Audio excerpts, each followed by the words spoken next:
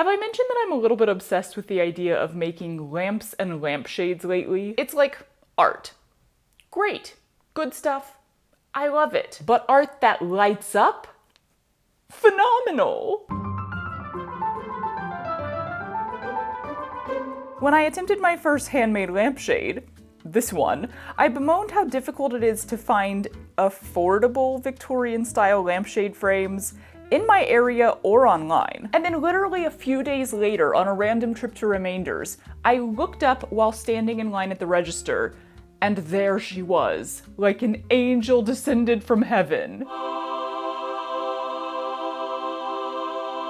Okay, so it's not really a Victorian shape, like not hugely reminiscent of that time period or anything, but it is huge and it cost me exactly $2, so I am thrilled. It still had the shade on it when I purchased it, so I promptly tore that sucker off as soon as I got home. It was so old and disintegrating already that I basically just had to breathe on it a little hard and it just left behind a rather gross pile of cream-colored dust. Yay! I have a whole list of lampshade ideas, seriously. A whole list. It's a major interest right now. But the idea that seemed the most perfectly fitted to this particular frame is patchwork. Wouldn't a patchwork lampshade be absolutely freaking adorable? To the trunk! Now, knowing that this project was coming up soon for me, I figured I should procure a stand to put this shade upon. Not just for the good old show and tell at the end, like it's kind of nice to have the whole shebang instead of just the top, but also because it is a lot easier to do some of the sewing if you have something to put the lampshade on. So this is the stand that I ended up going with. It's got this lovely blue ceramic base. Also, you gotta love that I basically paid a full lamp price just for the stand after getting my frame for $2. But this means that we have a color influence to, you know, affect what the lampshade looks like. Blue, this specific type of blue. Works for me. I've got tons of blue patchworkable scraps. Which ones? Which ones? Y'all know how much I love a good old rainbow, but I don't think I should do rainbow here. I also don't want to do what I did on my patchwork whale bag. Hey look, it's in the frame. That's convenient, which is just all blue or white. I do want other colors here. And actually, as soon as I saw this stand, it kind of reminded me of the fabric I chose not to use on the whale, which is this stuff. It's kind of a perfect match for that tone of blue. So I'm wondering if this should be kind of the base fabric. Because when you're doing patchwork, a handy thing to do if you don't know what to do is to choose one multicolored base fabric, unless you're not wanting to go multicolored. But if you're wanting to go multicolored, one multicolored base fabric, and then choose other fabrics that go with that one. It's easier to start from somewhere. The only thing with this fabric is the print is really big. Like every leaf, every flower is rather large. So that's going to get lost if I make a rather small patchwork, which was the plan, to make something pretty small on here. The other thing that's lost is like cuteness factor. I feel like this would lean much more classy, whereas I have a lot of really cute fabric quarters that I haven't had a reason to use yet. I mean, look how cute that one would be. So I think what I'm gonna do is put together two colorways. One based on this, that's kind of a classier look, and then one that's a more like cutesy look. And then I think I will have to take it to the Instagram poll and get some people's opinions, because I got one frame and way too many ideas. Have I mentioned how many ideas I have? Lampshades, man. They're just too fun. Okay, give me a second. Let me figure some stuff out. And while I do that, y'all can hear a quick word from today's sponsor. This video is sponsored by FlexiSpot. I spend an exorbitant amount of time sitting for my job. Sitting at my sewing machine, sitting while embroidering, sitting at the table doing any number of random projects. But also, there's a whole bunch of sitting that you don't normally see. Sitting at my desk editing these videos. It's not great on my body, specifically on my back and my arms, so I've actually been meaning to get a standing desk 4 months now and was just procrastinating the crap out of that change. Until FlexiSpot asked if I would like to try out their E7 standing desk, and I was like, huzzah, perfect, 'tis time. This thing was not only pretty dang easy to assemble, it's also a beast. The frame is made out of automotive grade steel and it has a weight capacity of 355 pounds, even while moving. So you can load this baby up with all manner of books, computers, all that crap that somehow ends up on your desk without your permission. And since you can preset your height preferences, it's super easy to switch between sitting and standing whenever your current task or sore back requires it. Speaking of sore backs and things that help with that, FlexiSpot also sent me their auto incline walking treadmill, which fits perfectly under the standing desk. The treadmill is super durable and has a 9-level remotely adjusted incline for when I want a little more huff and puff to my walking rate. I often spend an entire workday at my desk editing, so being on my feet and even on the move now makes such a difference. FlexiSpot provides all kinds of standing desks and ergonomic chairs to meet your demands. If you want a really stable frame for premium use, I'd recommend their E7 Plus standing desk with 4-leg design. Don't miss out! Shop now, and if you like it, leave a note saying the Stitchery at checkout and use my code YTE730 to save an extra $30 off and get your own E7 standing desk. Thank you to FlexiSpot for sponsoring this video, and let's see what fabrics I ended up choosing. We interrupt this broadcast to bring you a very important message. It's raining! And it is supposed to rain for 5 straight days.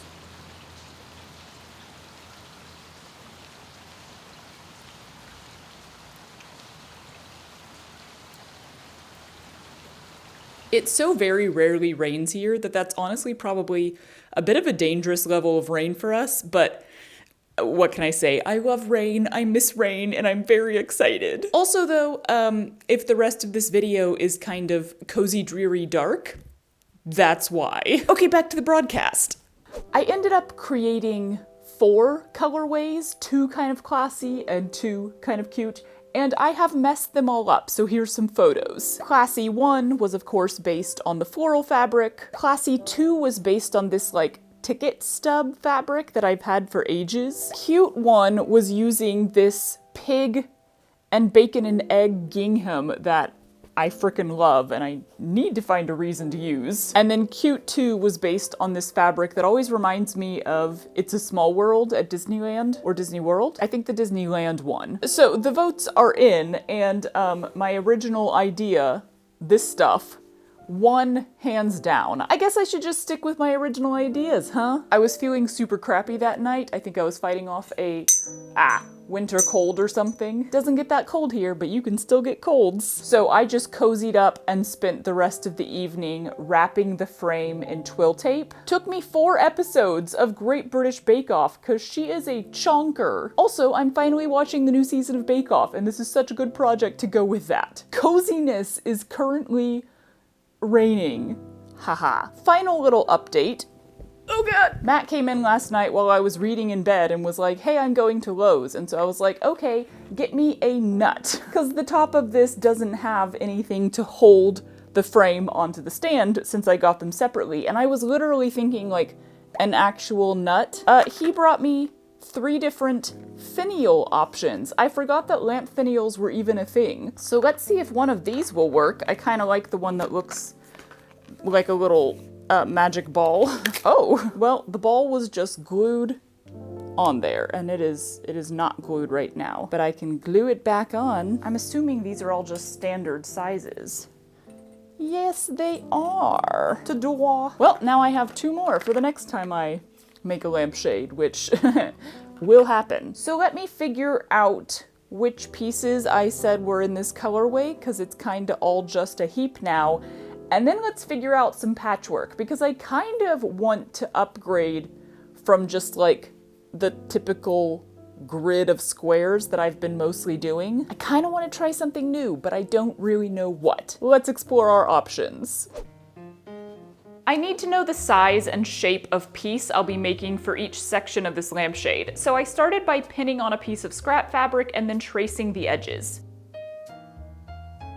I cut that out and also traced it onto paper so I can do some sketching, because have I mentioned that I'm super unsure of what kind of patchwork to do here?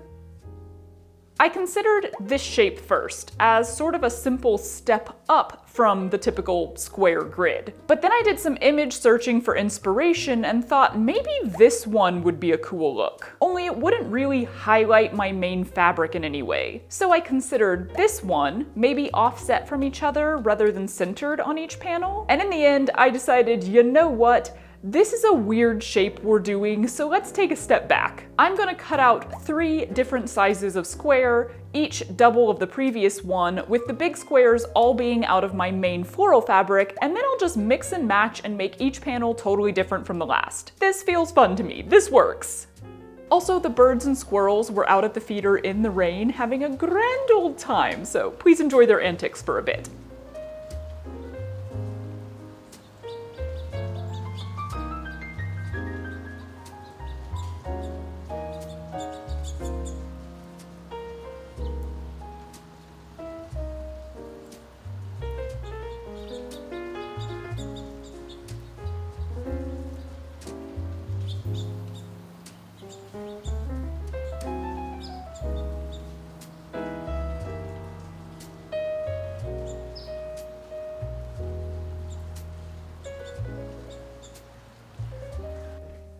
Okay, I ran by Quilting for Community since we were already out to lunch. Had to leave the house in this cozy weather because now that I chose a color grouping for this, I need trim. You need some sort of trim for lamps because you have all of your raw edges of fabric on the spines, so you need something to cover that. And I did not have anything that matched, but we don't need to talk about this. That was just cute.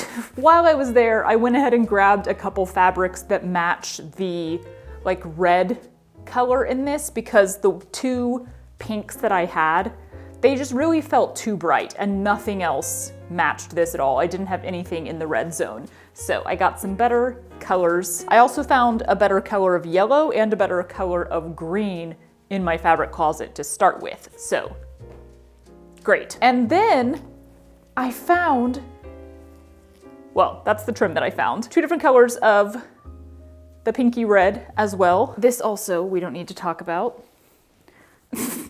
You can't go there and not get multiple things. Okay, here's what we are talking about. I found this, what do you call this? Fringe. This fringe trim that is like the perfect match for this fabric. It's all the same colors except for the blue. I had originally found, they actually had a lot of great options right now, but I found one that was like the gold yellow color and I was like, wow, this is already super lucky, that's perfect. And then I dug a little further and saw this stuff and I was like, wait, how? It is crazy sometimes how you can go to a crafting thrift store and manage to find the perfect thing for whatever you're doing. So that's going to be our trim around the bottom. And now we should actually legit start patchworking, right? It's been a slow morning. Did I mention it's dark and rainy and very cozy and I don't really want to do anything? We're gonna do stuff though. Let's patchwork. I wanted to test out one panel fully before I start making all of them. So once I had a decent pile of squares cut out, I got them arranged and then sewn together. It's not perfect. I'm still getting the hang of precisely lined up patchwork, but I'm pretty okay with it. And I'll get better with each panel. Maybe. I am enjoying the color combo. Quite different from my usual bright rainbows, but it's nice. I like it. That panel gets stretched and pinned in place very, very thoroughly before I can start stitching it down. I totally was blanking on the entire method here. I have slept since my last lampshade. Many, many times. Might have to rewatch my own video tonight to remember how I did the pinning and stitching, but this seemed to work pretty decently. I think it's pretty much right. I kind of don't want to stretch the fabric as hard as I recall doing it last time, just because I now have a bunch of seams in here, essentially weak points that could tear or break with too much stress. In the end, I felt like it was pretty dang taut without looking like it was gonna bust. Sweet spot, huzzah! So I trimmed off the excess and called it a night.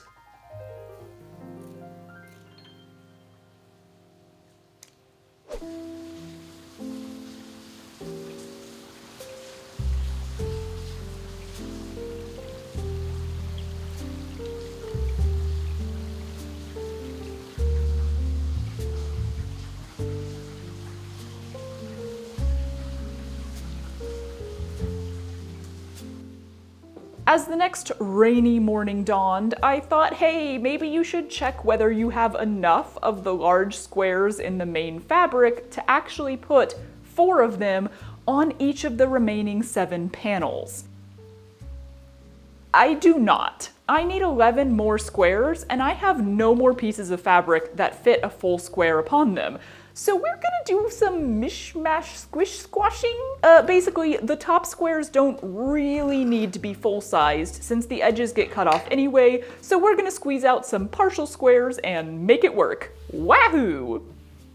And now it's just a rinse and repeat routine for the remaining 7 panels. Lay out the patches, stitch them together.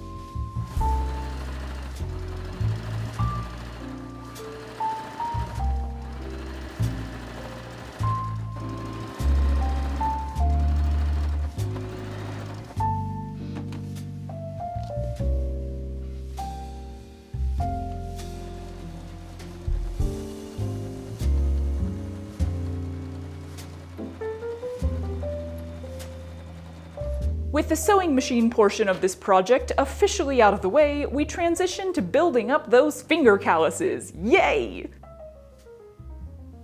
This is another rinse and repeat. Pin the panel on, stitch it down, trim off the excess. And it's kind of just a slow and fiddly process, which I do rather enjoy, that'll probably take me the next 2 days or so. Crank up that bake-off. Yay. And don't forget, kids, utilizing any part of your body that's available to you in order to make your projects easier totally works. Toes are just the fingers of the feet. Am I right?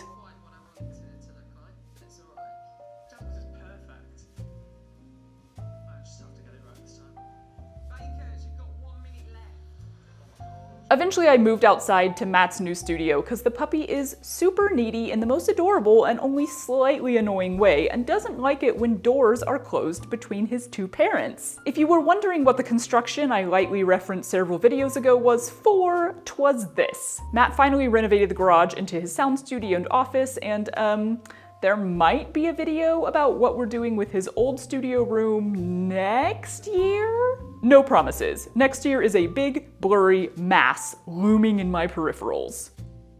Anyway, this lampshade is significantly larger than the last one I hand-stitched, like over double, I'd guess, and stitching it made my fingers very sore, cause yes, I still refuse to wear a thimble no matter how much y'all recommend a bunch of different types in the comments. Say hello to my demand avoidance. Also, can you tell from this bit of voiceover that I was watching a bunch of old Lindsay Ellis videos while stitching this? Cause I sure can. I ran out of bake-off on like the 4th panel.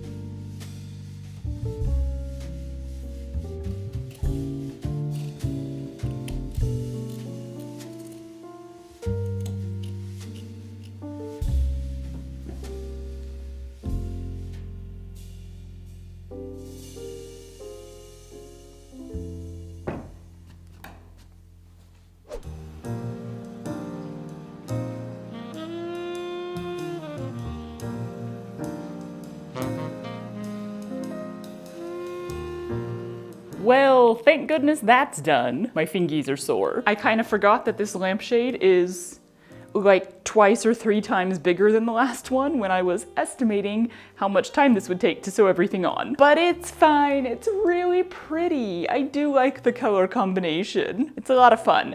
I kind of want to go ahead and test it out, like see the light through it, etc. Basically just that. That's pretty much all a lamp does. Y'all, one thing I loved about this lamp stand is that it has one of those cords with like the delicious click sound.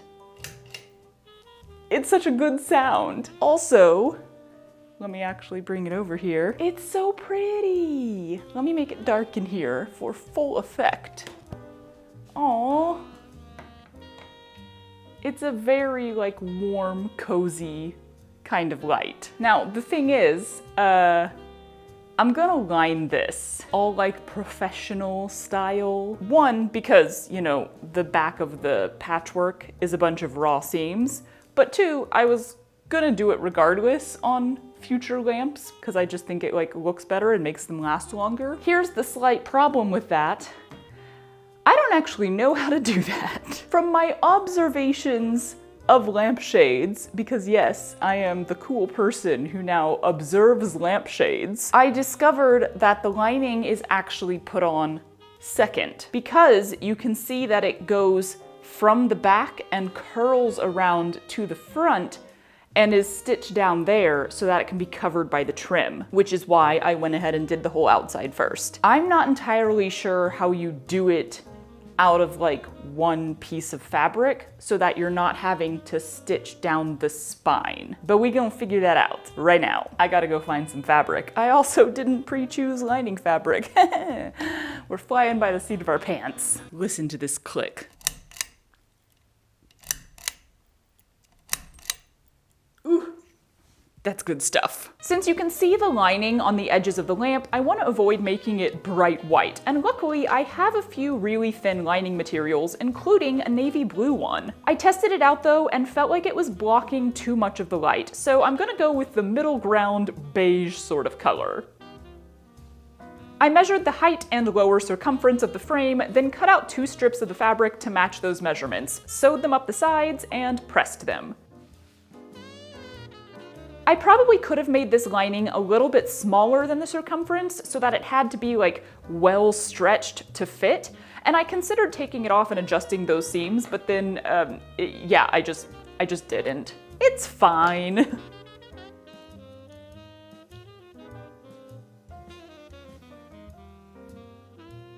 The bottom edge gets sewn all the way around with some sneaky little futzing in those V-points. Thank goodness trim covers everything in the lampshade world.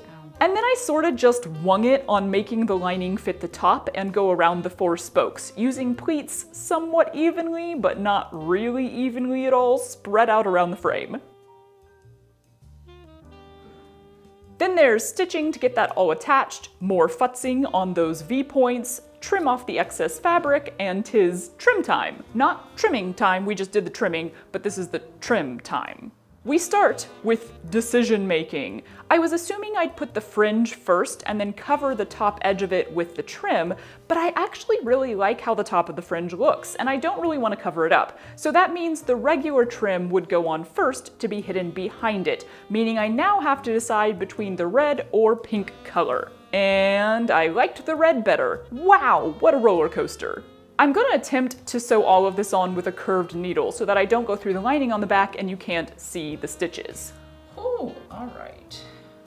Attempt being the key word here, cause hoo boy, curved needles take some time to get used to. I think the last time I used one was the cruel course that I took in England. So, yeah, I ended up with a few stitches on the lining. But you know what? I'm gonna leave it as an ode to imperfection.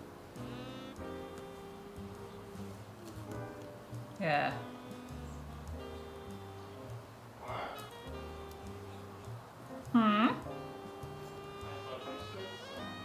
I said, ah. Thankfully, I could use a straight needle to stitch on that top bit of trim, and then by the time we got to adding the fringe on the bottom, I was getting the hang of the curved needle. Stuff was starting to flow.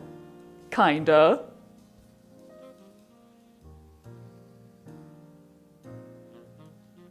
And of course, I should note that all of this trim could have just been glued on. It can. You can just glue it on. I chose to sew it though.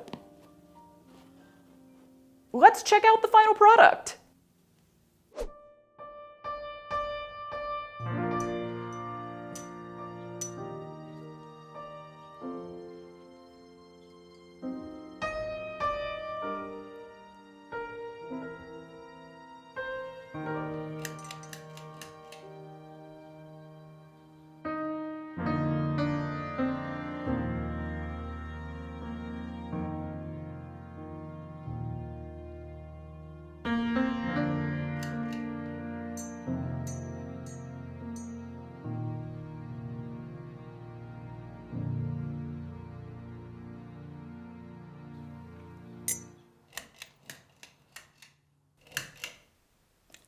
Well, that took about 3 days longer than I expected it to. But the sun is out again, huzzah! I mean, I've very much been enjoying the rain. Do not underestimate how long it will take you to hand stitch a lampshade frame if that lampshade frame is huge. I don't really mind that it took so long though. This is my last project of the year, or it's like the last project you'll be seeing this year, because next week we're just gonna have like a little catch-up chat kind of thing. And I'm really pleased with the final result. Like, it's not colors I would normally do. I definitely lean way more towards the cute sort of collection of fabric that I put together, but I think this is a nice sort of classy and yet a little bit rustic vibe, and I love the patchwork lampshade. I just love how all the different fabrics let out different amounts of light. It's very cozy in the dark. Even Matt said that when I turned it on last night. He was like, oh, it's so cozy. So I have no idea where this is going in the house. I did not make it for a specific place or room in the house, but I guess I'll go find somewhere to stash it. I don't make projects because I like want a thing half the time. I make them just because I wanted to make the thing. One lampshade idea off the list. One of many. I was about to say I'll see you next year, but no, there's still one more video this year. I'll see you next week. My tummy is growling.